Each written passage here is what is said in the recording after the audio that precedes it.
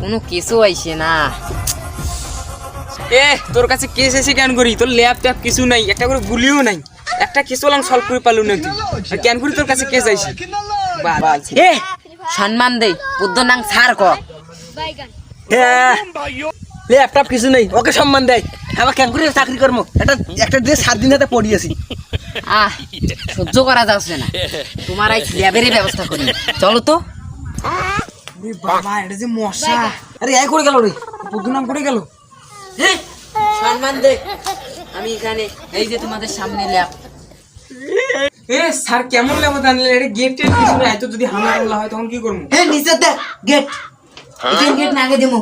কিন্তু আমি রাখি দেবো কেন? এ ভাষাই লিয়া দেবে। স্যার মহিলা তো আসনো, এর উদ্বোধন করা লাগবে না।